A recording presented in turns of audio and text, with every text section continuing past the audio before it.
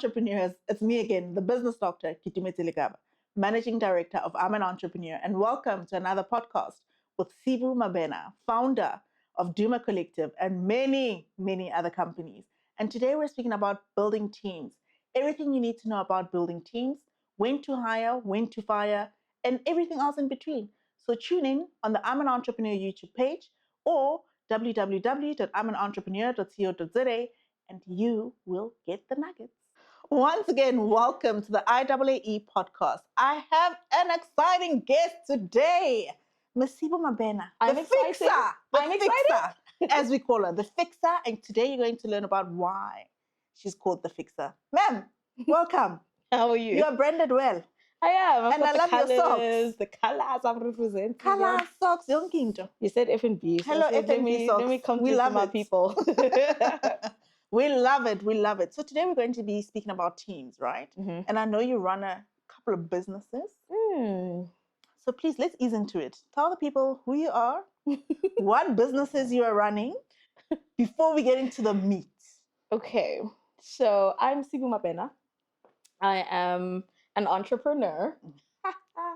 And the companies that I run are Duma Collective, which is a creative communications agency, where we specialize in PR, events, influencer campaigns, social media management, and multimedia design, as well as brand strategy.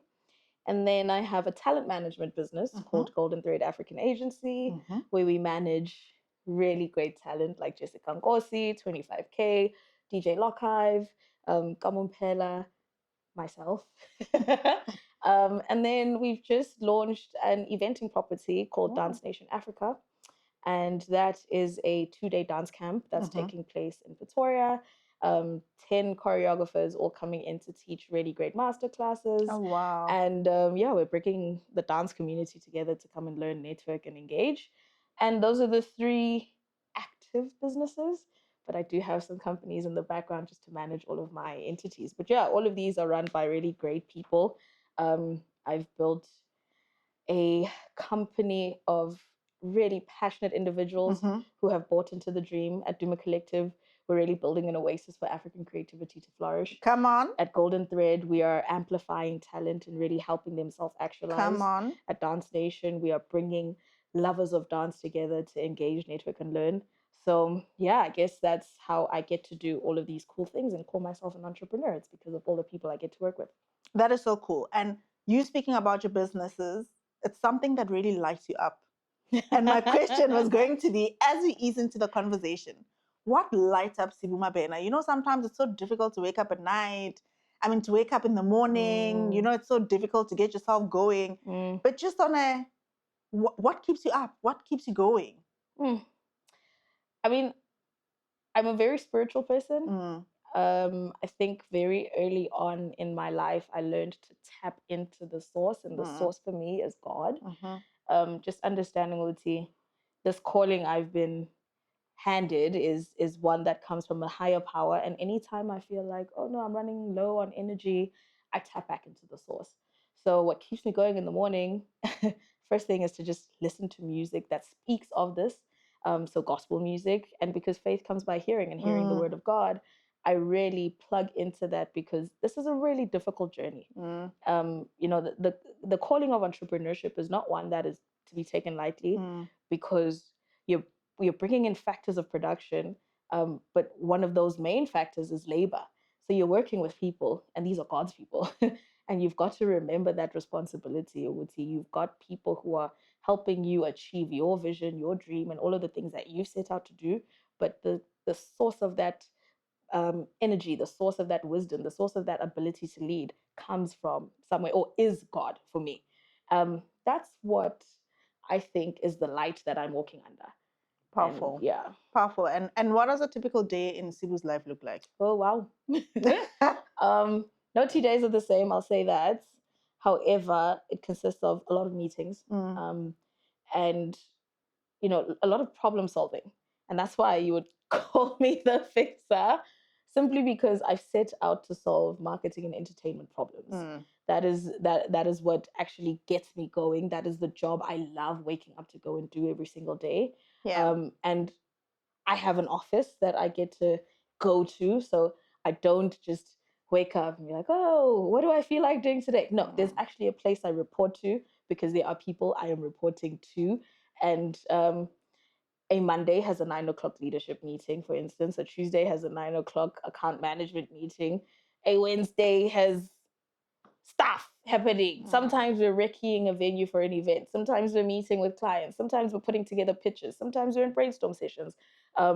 One Friday a month, we've got something called the Collective Affair, where the company debriefs the team on all the cool things that have happened along the month, who's celebrating an anniversary at work. We call it the work anniversary, who's been promoted, who has resigned, whose birthday was it this month, just to debrief the team, and then we play games and have a good time.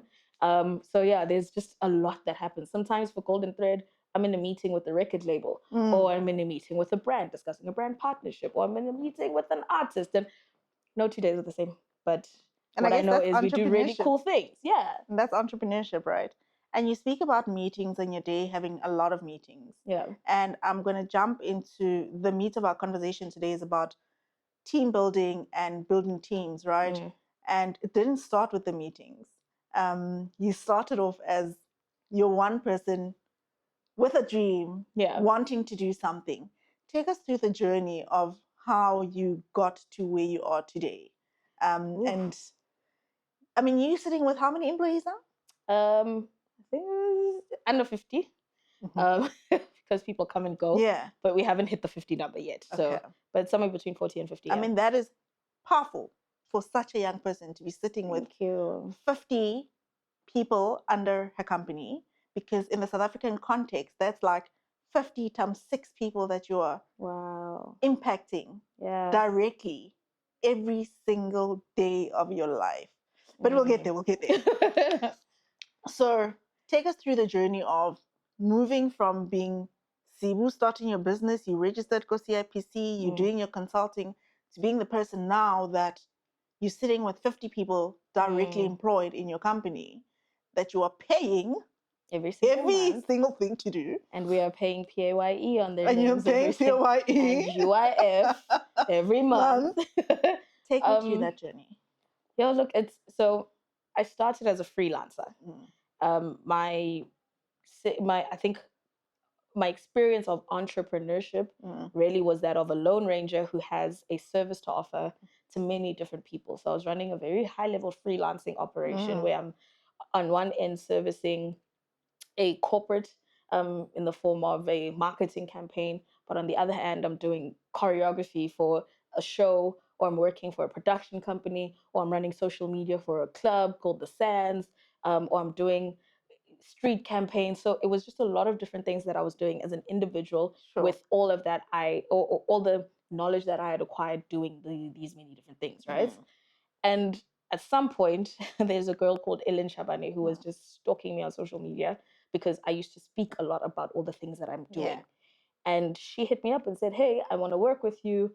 I'm studying IT, I think it was, or something like very left field. But I really like what you do. Can I come in and join the journey? And she said, okay, cool. I can't pay you much, but I've got this activation for Mayo in Soweto tomorrow. Meet me there. And she was there first. Whoa. So she's calling to find out where I am. And I'm just like, girl, I'm still on the way. Relax. But it's seeing that ambition in her that said, okay, this is someone I can work with. And she just became a helper. Literally someone who was helping me in many different things. So I didn't have a vision of, oh, this is what my team is going to look like. I need to have a this, I need to have a that. It was just, I need someone to help me. And she came at the right time. Sure. Fine. She's my first person. And we're working together on every single thing. So we're also learning this thing together. Yeah. And Ellen becomes my right hand, my crutch, my everything. And together we start to build and add different people. So I can't remember who came after Ellen, but at some point I woke up and there were 3 people on the team, then there were 5 people on the team, and then 5 became 7, 7 became 15. Boom, in COVID, there's 23 of us now, just in that year of lockdown in 2020. After that, it just started growing. People started dropping off, others are joining the team. And it grows because the work becomes available for us to accommodate more people. And in that, I think it was the chicken and the egg thing happened, right? It was like, do you get the people first and then get the work? Or do you get the work first and then get the people? But for us, the people that we had were able to manufacture more work so that more people could come on board. That's powerful. You understand? And it's that, granted, we didn't necessarily get specialists in all the things that we offered, being social media, or we have a social media specialist, we have an influencer specialist, we have an event specialist. I was like, here, you're in all savor, my dear. All hands on deck. All hands on deck. You will know how to do everything because at the time, that's what the company could afford. But in that, we're teaching people. We're all learning from each other. And as different opportunities started to show up, we say, okay, let's collaborate with people who are specialists in this thing. I'm not employing them full time, but for the time being, brand strategists, come and help us with this project. And that then creates capacity for us to go and hire people. But the conversation is always honest from the beginning to say, yo, I'm asking you to come and help me build this department. At some point, you're going to have to go back to where you come from. But that's the transaction that we had. And now, call it, because I started with Duma Communications in 2014. And then in 2017, I rebranded to Duma Collective. So almost 10 years later, we'll call it 11 years later because it's 2025 now, we've had a combination of freelancers, permanently employed people, and collaborators who are agencies in and of themselves help us build the work so that the people could come. Sure. And how did you prepare for the people? Because I think for a lot of entrepreneurs or people that start off on their own and then eventually get people, they don't know how to prepare for that. Is it you knew how to lead people, it came naturally, you had an inkling of how the people are going to come? Like, how did you prepare for that? It really started with me because, as I mentioned in my talk, you are the first employee of your company. And you set the tone for how the work is going to be done in that company, because you're the one that the vision was given to. You're the one who the calling was sent to. So it really was just, this is what I'm doing. So anybody else who is joining me is going to do what I'm doing. And that's a mistake we'll speak about later. But I think it wasn't necessarily that, oh, I'm a natural born leader, I'm this, that, and the other. I mean, these qualities haven't developed through school because I was a prefect in primary school. I was deputy head girl in high school. I did lead a dance team. I was a teacher I had a dance crew, I was a choreographer, all of these different things. So that's where my leadership qualities were being developed. And I was socialized into leadership in my environment. However, coming to running my business, it was that I am looking for people who are going to help me in a manner that is reflective of what I'm setting out to do. I work hard. I have a great work ethic. I go beyond the call of duty. I'm creative. I'm innovative. And I'm solution driven. And that is the value that clients are looking for. I also want to make money from this thing. I want to turn my passion into profit. Into profits, yeah. Who else wants to do that? You want to do it? Come do it with me. That's always been my value, my value proposition is that I'm doing cool things and I want to get paid for it. Who else wants to do that? So I can't say that, oh, I was prepared for the people, because it was all very circumstantial. To tell you, I didn't have a business plan until a company that wanted to do an ESD program said, do you have a business plan? I said, I mean, I can write one, but I don't have one now. And back then, there was no chat GPT to write it for you. So you have to sit down and say, right, where do I start? Mission. Business plan, Google. What does a business plan look like? And now you're writing all these mission, vision, SWOT analysis, strengths, weaknesses, opportunities, threats. I had big dreams. Hey, by now, we were supposed to have offices in Nigeria and Kenya and. And that's what you put on paper. But the reality is to follow your gut, follow the opportunity, actually chase the opportunity so that you're also able to own the thing that you're doing and be proud of it. So business plan is good on paper. I think if you fail to plan to fail.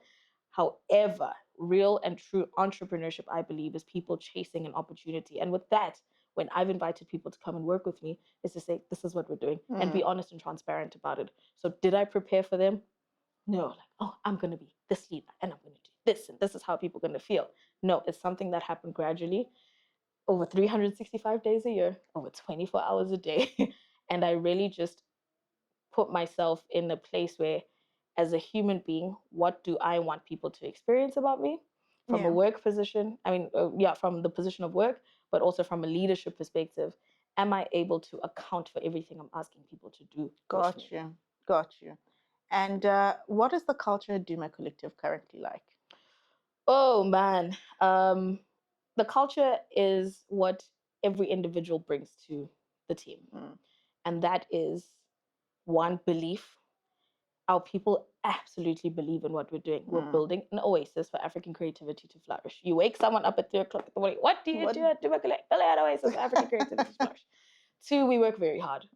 But we work hard in a manner that I think helps us to achieve our objectives that we have in contract with our clients, but also help us to refine our skills, help us to push beyond the brief, for us to challenge ourselves in a way that says, that was so dope. Or, ish, we missed there. So how do we fix it? Right? Yeah. Three, it's a culture of fun. We really like to have fun. And although the environment doesn't always allow for that because we're so busy working, where we can, laughter rules. We want to do, there's chatter, but there's also seriousness when it's time to be serious.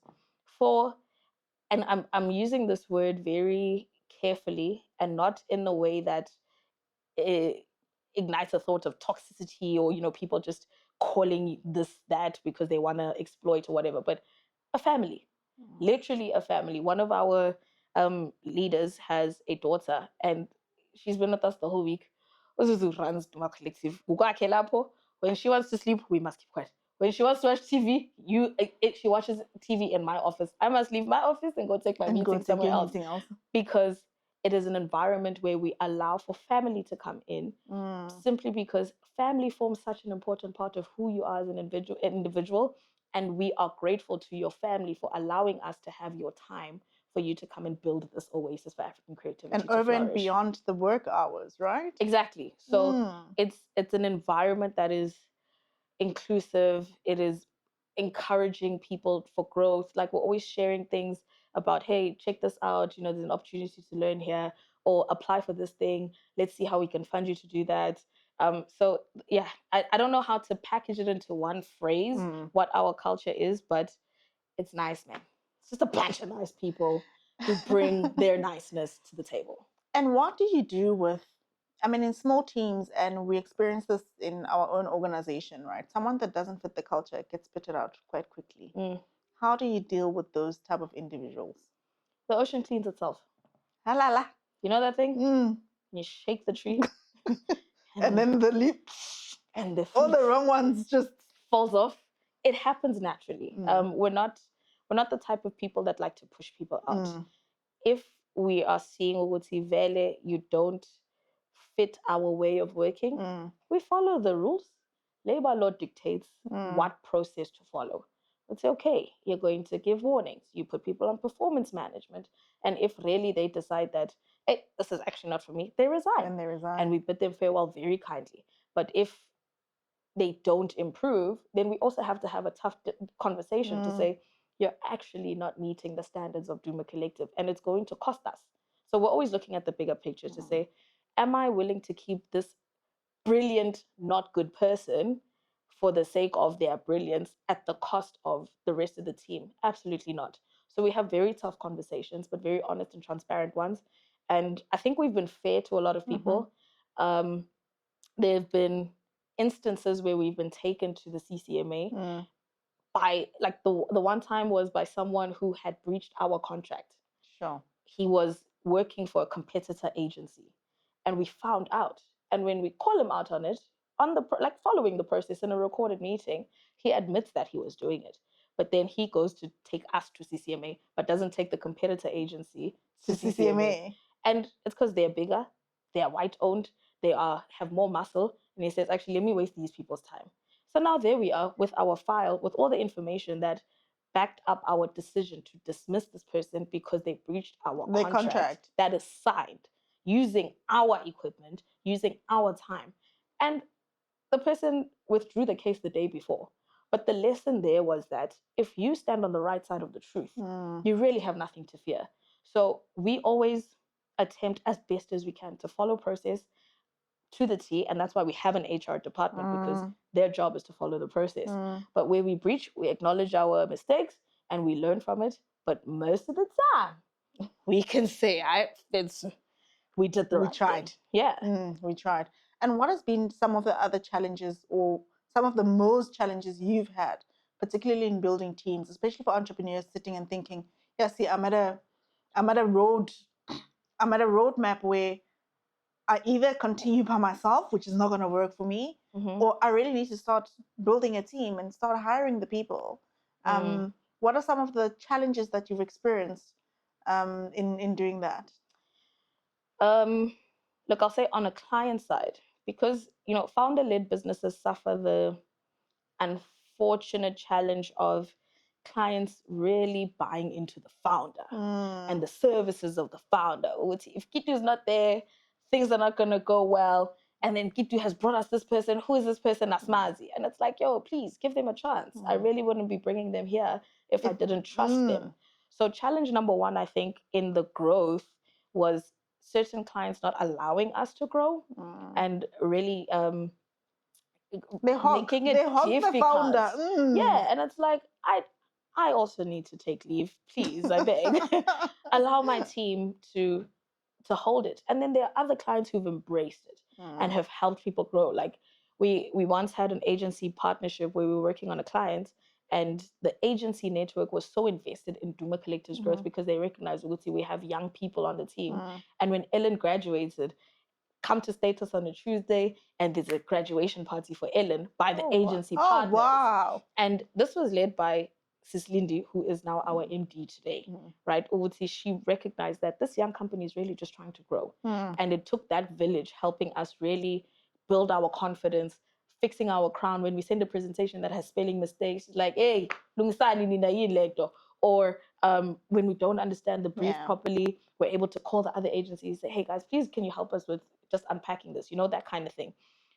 And that's been a positive experience, a positive challenge. Yeah. But you have the negative challenges of people just not wanting to give you a chance but we thought we were getting Kitu. And we want Sibu in the meeting. Correct. But I can't be in this meeting because I'm in that meeting. So that's where I realized, I have to grow and grow steadily, but I have to also be measured in what type of work I take. Yeah. I'm not going to take work I can't handle or I don't have the capacity to fulfill. And that's also where collaborations come in. And I'm honest, I say, hey, bigger agency, can you please help me tackle this thing? And if they say yes, then we go together. And there's an honest conversation with the client to say, for now, it is Duma Collective backed by Avatar. Yeah. And they're coming in because they're a mentor. They've got senior people. But as we go along the journey, from a client service perspective, it's going to be us and they're going to fall off. So those are the kind of conversations we've had to tackle. I think in growing the team, the biggest challenge has been me as the leader and developing and coming into my own as a human being. Because one, I'm flawed. Two, I'm young. Three, I've never done this life thing before. Yeah. And these are all things I had to kind of have the presence of mind to recognize as things happened. So when someone resigned for the first time, processing that nearly they're not leaving me. Yeah. They're leaving for themselves and they're leaving the company and it's going to happen. But no. Why are you leaving me? Where are you going? And the person you're going to sends me flowers to say sorry. And I'm just like, what is happening? Why are we doing that? Why are you taking her in the first place? But it is because of that, because they have to grow. And there was a whole journey I had to go on, seeing as a therapist to say, okay, let's tackle the root cause of the emotions you are exhibiting as a result of this activity that's taking place. And that's what really changed the game for me. Going to therapy to unpack my life experience, which affects the experience of the people I'm working with, right? And being vigilant, I think. That's what therapy helps you with. It exposes certain experiences, and then you're like, oh, that's where that comes from. That's why I'm so hard on people, because such and such and such happened to me. That's why I'm so hard on myself. I'm always competitive. I really just don't want to be in the wrong, because when I was a child and I was in the wrong, this happened. You understand? So having that presence of mind, having that understanding, and then being vigilant about it made me a better person. But unfortunately, there are people who suffered the experience of me before I got to that revelation. And I also must be honest about it, because if you look at, there are people who've worked with us before a period, and there's those who are working after a certain period. And when they talk, they're like, "Ooh, vele wena, ooh, Duma, how could you be there?" And they're like, "It's I'm nice having now. the best time of my It's life. What are you amazing." talking about? And two things can be true at the same time. Yeah. Two people can have different experiences of one person. And it's not to make excuses for all the things that I did wrong back then, like WhatsApping people at 2:00 in the morning in the group to be like, "Hey, is anyone up? Please, can you?" And people are like anxious to respond because the boss is talking at 2:00. She's working. She's busy with the presentation. And now you're guilty because you're sleeping. And people must sleep. Let the people sleep. They'll wake up at 8 and they'll do the job. They'll see the message and do the job. But in that moment, I'm just like, I want a high-performing team. We've got it. And my understanding of high performance was unhealthy. And I think now we have a healthier version of what it looks like to have a good and happy team. We may not be the happiest because we could pay people more. We could always do more fun things, go to Gold Reef City once a month, all of that kind of stuff. However, where we are now is way better a place than a couple of years ago. That's such a powerful thing for an entrepreneur to be honest about. Because when businesses start, you're like, guys, we're competing with big guys. We have no time. We can't sleep. We can't be wrong. We can't be wrong. We can't sleep. Yeah. You gotta be up. You gotta be performing. But what do you wish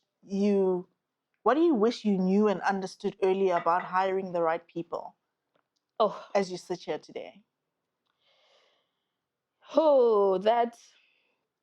Take your time. You know, sometimes we hire out of desperation. Yo, I've got a project. I need to get people on. And if I don't get them now, they're gonna leave. They're gonna choose other jobs. It's like, hey, there's 7 billion people on earth. There will be always someone to work. Please calm down, relax.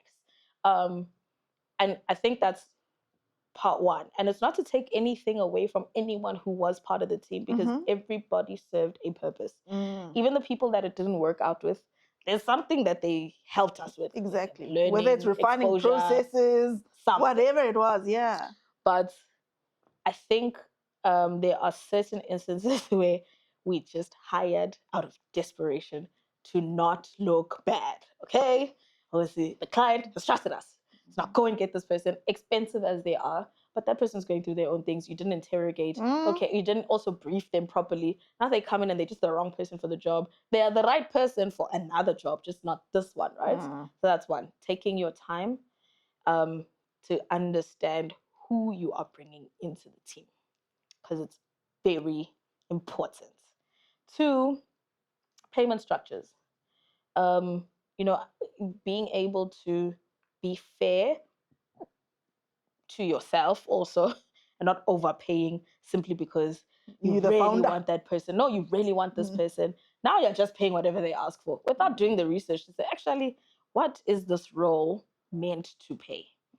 And in some instances, we were underpaying people. In others, we were overpaying. So we went on a process to fix that, to say, okay, how do we become competitive in the industry, especially for the size of our business and the size of the clients that we have? Because we also can't say, oh, we want to compete against the biggest agencies. Those biggest agencies have 200 million rand retainers. So can we also understand the lane where that we're playing? 3, diversity is good.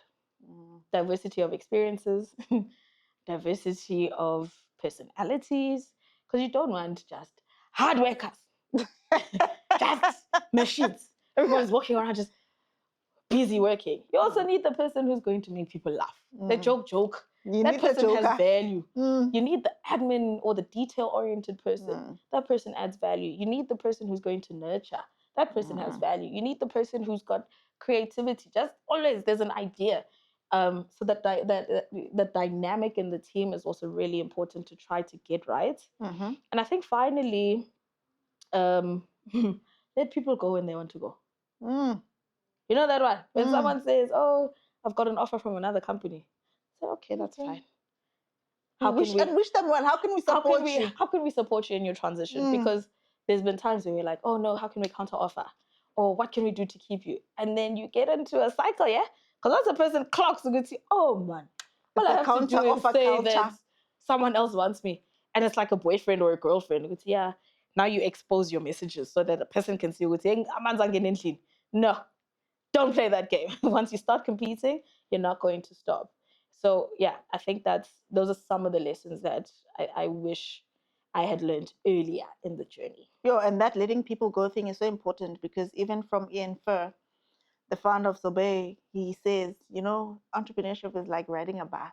Yes. When we get to a bus stop, some people are going to get off. Correct. And when the people get off, you allow them to get off. Correct. Because at the next bus stop, someone is jumping on. No, let them go and allow other people to jump off. Yeah. What are some of the small habits that you've developed as a leader to create big differences in your team? Show and tell. People know I wouldn't ask of them something that I wouldn't do myself. So if we're saying our working hours in the office are 9 o'clock to 4 o'clock, I am there by 9. And if I'm not, because we have a book at reception, we would say 1 minute past 9, yeah, bad. If you are late, like back in school, because there's something about also recognizing a pattern of your own behaviors when you're now realizing your name is there 3 times. Why is my name there 3 times? What do I need to adjust in my life to accommodate me not having my name in this book? So I follow the same protocol. If I'm not in a meeting and I just woke up late and now I'm there at the office at 2 minutes past 9, I must do what I've asked other people to do.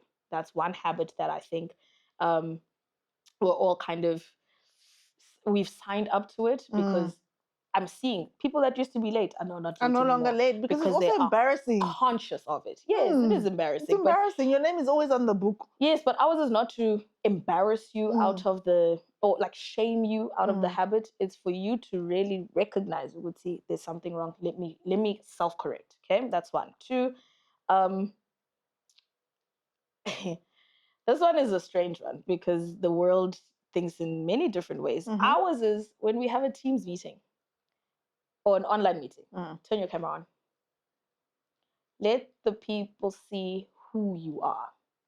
Because those 2 letters that show up on a Teams call that just say KL, it takes away the value that you bring to the conversation as a human being who has been asked to contribute to the session. Bring your best self, bring your energy to it. I want people to see who you are in our meetings so that they can create a connection with you. And even if they don't turn on their cameras, there's a respect that's going to come out of, I came ready. I came prepared to meet with you and be intentional about being in this session. And I'm engaged in the meeting. And I'm engaged. I'm not on my phone, busy doing other things or, trying to solve. We are ready for this engagement. That's a habit that we're trying to drive. You see, now we've introduced working from home 1 day a week because we're in office full time. And the rules are easy to implement. We've got a work from home policy that everybody has read and signed. We say, guys, we are ready for umsebenzi. Just because you're working from home, it doesn't mean you're not in work mode. Okay? So that's habit number 2. Habit number 3, I think trying to be as responsive as possible. Yeah. Because I keep reminding my people, guys, we're a communications agency. Communicate. Okay? So responding to emails on time, not letting them go for too long, unread or unresponded to. I really appreciate getting home and I don't have unread emails. On WhatsApp, when someone sends something, I try to respond or acknowledge. So we're really trying to drive that behavior of communication to say, someone has sent you something, please acknowledge it. And acknowledge it doesn't mean you need to action it now, but just acknowledge. Because that's what also keeps you honest and accountable. So those are the small habits that I think are driving a better environment for us to all function in. I feel so much better when you speak about that camera on Teams thing. Because sometimes the team thinks I'm weird, because I'm like, actually also don't mute yourself during a meeting. Because if you're muting yourself during a meeting, it means you're disengaged. Now they must say, Sibu, can you hear us? Yes. Are you there? Oh, sorry, I was on mute. And it's like, no, noli busy. And you heard Sibu and you came running. Yes. So unmute yourself, be on your camera, because you're in the meeting. Yeah. So thank you for that, because that has made You me feel validated? I feel validated. I got you, girl. I feel very validated, girl. So what are some of the moments that have made you think, yo, we're doing well at this Teams thing at Duma? Oh, man. What do you look at and you're just like, yo, nkulunkulu, thank you. Yo, the car park. Mhm. As about the moto. It's you. Wow. Enina. About the moto. And a car's not an achievement, please.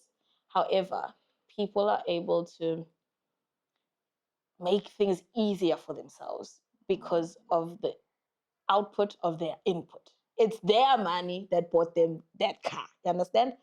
When people are doing things at home, the one guy bought his mom land Wow. to start building a home. Yeah, but and I was saying stand the same city, but like he was able to do something for Ikaya. Yeah.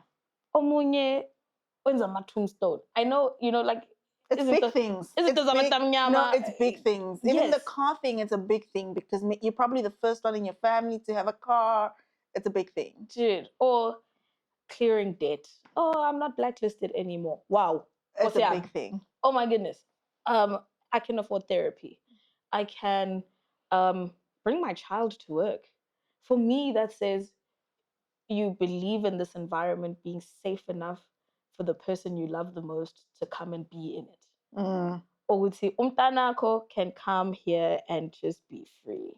That says you trust the people you work with, because whilst you're in a meeting, you don't know where your child is, but your child is safe. But your child is safe. Because everybody here is so happy to just help, when people just tell us things like, oh, I just, wanted to let you know that I've proposed.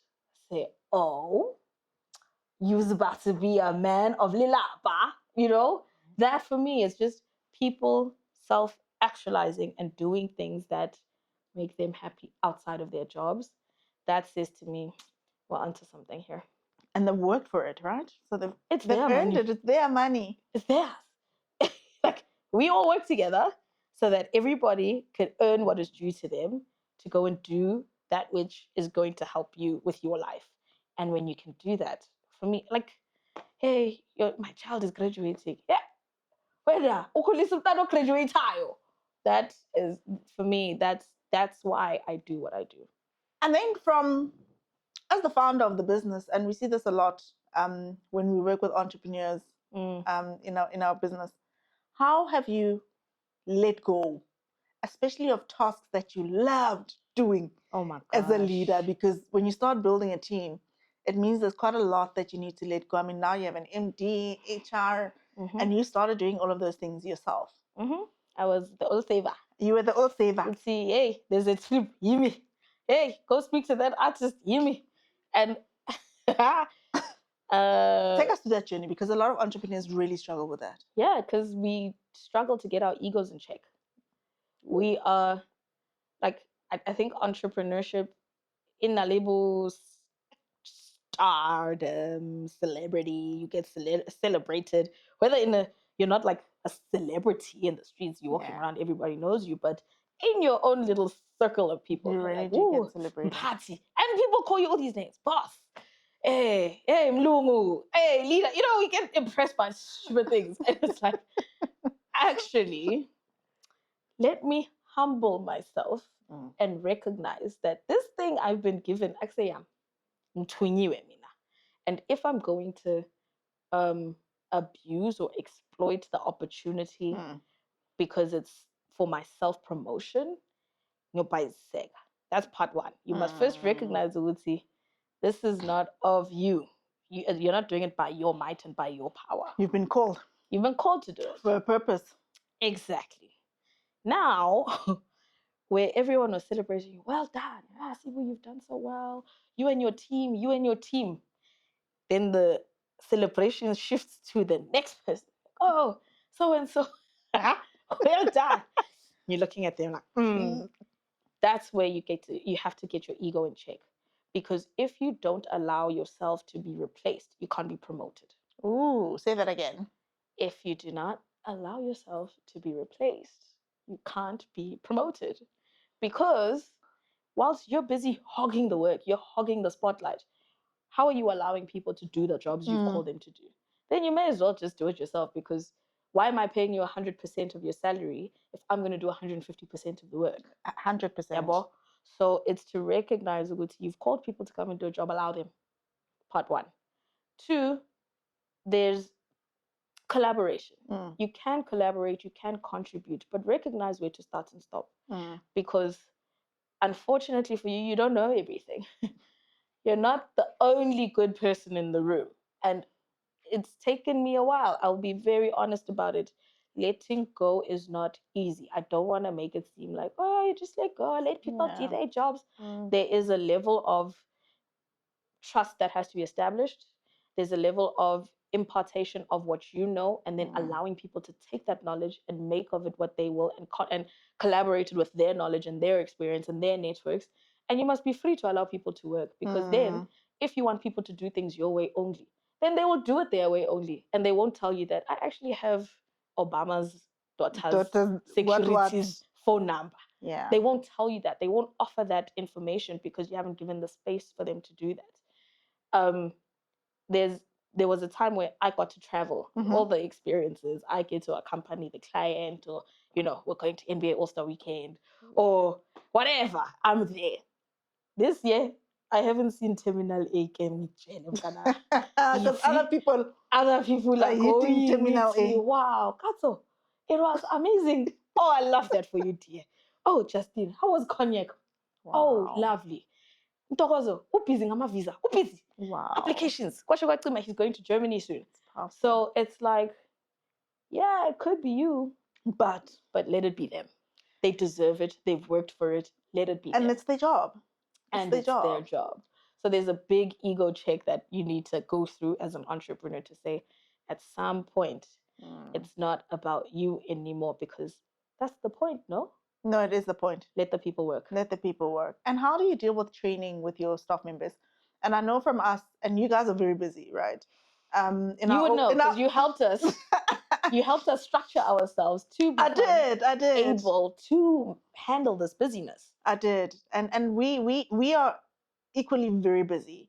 And sometimes we have a challenge of training, and in the busyness, you forget to impart knowledge to the next person. How are you guys dealing with making sure that there's a training element in the work that's been done with all the people that you have, and knowledge is being imparted so that it's not stuck at the top with management? Collaboration. We work together a lot. So people are learning from different people at different times. We don't have interns anymore, but our juniors, for example, working on a campaign with the MD and the HOD of a department and a senior because how we approach our projects, and I think that's the magic in the work Duma Collective does. It's that a good idea comes from anyone. We have a client that used to say that, Marcel Swain. A good idea can come from anyone in the room. And I mean, we've had an example of that in, there's a brief that we got, and an intern who had been with us for a week cracked it in the first meeting. Damn. And we said, that's why we do what we do. It's the collaboration. 1. 2, we have a process, an induction process. We've hired people for a job. We've seen your skills, we've seen your experience, we've interviewed you, we've done the reference calls, we've asked people, are they aware that you have said this is what you can do, and they are able to confirm it. Yeah. So you are coming in to do the thing we've asked you to do. Whilst you're doing that, or whilst that has been established, there's an induction process that happens. I think the first week is getting to know the business. This is what our values are. Policy 1, policy 20, sign here. What? That's just our due diligence from a process perspective. After that, we say, Chief, bring what you know and then learn what others know. Because what are you doing here if that's not going to be and process? That's going to help us move forward. Correct. However, from an official and technical training perspective, there are many opportunities. But where we can, we're taking people to workshops. We're inviting them to things. I mean, there's many associations that we signed up to, and they're always conducting workshops. The ACA, the IAAE, so many different things. So we give people opportunities, And we encourage you to take that up, because if you don't, the ocean will clean itself. When the tree shakes and That's you my fall new off, one. there's nothing I can do That's for you, my new because we one. I gave love you it. all the opportunity to learn. We've even said to people, guys, if you want to study more, come, let's help you. I would say we're going to fund your entire thing, but where can we assist you? Please, we have a fund for that. We are putting aside money for skills and development, or skills training and development. The mentorship part of it happens at different levels. I'm not the only one responsible for mentoring everyone. We're not doing that, because otherwise, what's the point of leadership? Exactly. We've got a leadership team who are so generous with their teaching, because it's an extraordinary responsibility on top of the job we've hired you to do. Yeah. And I always lament that. I understand that we called you to come and be an account director. Now we are saying be an account director and a teacher. And a teacher. It's that after school work that teachers have to do that goes unpaid. Yeah. But what they see when the AM, who's lower than the account director, is now doing things better and is now more confident in a meeting, there's a level of satisfaction that is driven by your purpose. And now you feel like you have a purpose in the job that you're doing beyond making money. Just making money. So it's collaboration, it's processes, skills development, and encouraging people, and then mentorship at different levels. Sure. And I have a dying question, right? So there's a lot of articles, a lot of talks about working with the young people. Millennials, Gen Zs. No. We are millennials. C-sharp team. Tina's right. The Gen Zs. That crew. How are you dealing with that crew? With empathy. Explain to us. And how are you making sure in your hardworking company, everyone needs to step in, everyone steps in to do what they need to do? How do you make sure that that generation gets it and does what they need to do? Because all the articles that you read are about, they just don't get it and they're not doing what needs to be done, which is making it difficult for them to be in the work spaces. And I think if we just, please, I'm now speaking from a position of privilege, because I've gone through the pain. I've gone through the growth space. We are now done with the terrible twos. We've grown up, okay? So I would say how I did it was through the help of the team, the leadership team, which is made up of mainly millennials. In fact, our MD, I don't know if she's a baby boomer or what, but she's older than all of us. Yeah.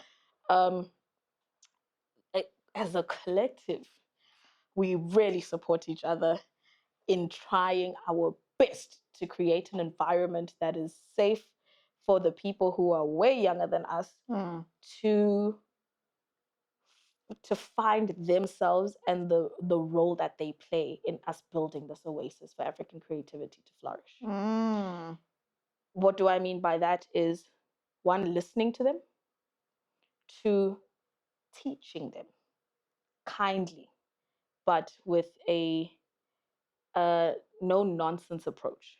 Because we recognize that there is a level of wet behind the earsness that they don't know about themselves that we can recognize, and we're now able to just kind of protect the business from that. And that's why I say empathy, because we were all there once upon a time. We were all young and ambitious and anti-process, anti-red tape, and that's why corporate, I don't want to work in corporate. There's too much red tape. They don't hear me. They don't understand. That they don't understand. We've all said that before. We've all been the people that people don't understand before, and we just have to recognize that. And now the people who are our interns and are now our juniors, I look at them and I say, man, what an amazing thing we've done to give these people an environment to feel like they belong and that they are not strangers, or that they can't fit into here. The world has no place for us. And that's why they're going crazy, because we, the world, have made them feel like there's no place for them. And it's for us to be secure in our positions also. To say, I'm not going to be replaced by a Gen Z. But in working with the Gen Z, I'm able to elongate is the wrong word. I'm able to prolong my tenure in this in this market or in this industry, because I'm able to collaborate down, I'm able to collaborate up, I'm able to collaborate laterally. So if as people who find ourselves in environments where we have to work with people we don't understand, the first thing to do is try to be empathetic and put yourself in the shoes of that person and take the higher road. Don't go deep, don't go lower. Everything that, all these weird, toxic, when they go low, I go lower. Stop it, because you will go unemployed. That's true. One thing about them, there's more of them than there is of us. There is of us. So keep a good system. And then you're going to end up out in the cold, resenting young people and all their ideas. And they don't know how to work. And they choose peace. They're protecting themselves. There's a place for everyone in this world. Empathy. Treat them with empathy. Yeah. And it's help them find their purpose and why they're there. Yes, because I like that. They have something to contribute. They definitely do. And we definitely can learn a lot from them as well. Yeah. I like that. And I want to jump into, as we're about to close our podcast, I want to tap into Sibu the human before we close. Haven't I been human this whole time? I mean, you have been, but you've been Sibu the team builder. Okay. This team builder, when does she live? Jola name Sibu. When? Yeah. What? Mojolo. Your friends. Also, your friends. When your friends come for you, what do they come for you for? I'm so lucky. I have really amazing friends. That I've known my whole life. Others it's been 10-year relationships, others 2-year relationships, others 6 months, right? And I think we come to each other for many different things. I'll just bother my friends to spend time with them. Just like, oh, I miss you and your children. Can I come hang out? Unpack our problems, So I go to my friends for community, and I think that's what they come to me for too. Mojolo, guys, firi. I don't know how to put it. Ziakala, we're busy. We are defending our choices, our priorities, and I think the time to have that as a focus is going to create itself. I'm leaving it up to destiny at this point in time. It's been a very difficult journey because I've actually prioritized building this business. But I'm not unhappy. I really am able to own my choices and my decisions. And the time to switch it up a bit is here now, I think. And I really am gonna embrace that. I would say I've done so much. I've built this incredible team. I now have more time to do the other things that I must do as a human being. I was about to say, is it because of the team that you've built that you now have time to have waffle nights with your friends and spend time with their kids? And I mean, I see you spend quite a lot of time with your nieces, nephews, and family. 100%. It is because the dream is something I've honored and I've really taken care of. I've been precious about it, and I've built a team and a community of people who are able to carry this dream with the care and the respect that I've had for it. And I'm trusting that they are bringing to the table the best that they can without compromising their lives and time with their families. So also the lessons that I've learned, I'm imparting on the team. Sometimes when I leave at 6 and I'm like, what are you still doing here? Like this work will still be here tomorrow. And it's just their own way or their own process of not wanting to get home and still do work. Whatever the story is, it's not to say we're championing laziness and what. No, it's to say I've learned what over prioritizing one thing can do to the rest of your life. And I'm trying to teach the people around me with don't make the same mistake I made. And it's not a grave one because I'm not suffering for it. However, you can have a better experience of this work thing and this chasing the dream thing than what I had. And now I still have the time to really embrace what else life has for me. And as we close, what are your last words to entrepreneurs? Whether it's a solo entrepreneur trying to build a team of 2, an entrepreneur that has a team of 5, an entrepreneur with a team of 10 trying to get to 20. For anyone trying to build a solid team, trying to build their businesses with a great team, what is your last parting words for them? We've said a lot. We said a lot in Mbombela, said a lot today, but of everything, I think the most important thing is to remember it starts with you. What you expect to happen, what you would like to happen, starts with you. You are the person who the vision was given to. And if you're not able to understand that vision clearly and articulate it and package it for the next person to understand, expect for there to be trouble. So spend time refining you as a person, spend time refining the vision and being able to say to the next person, come with me because. Answer that because. Answer that why.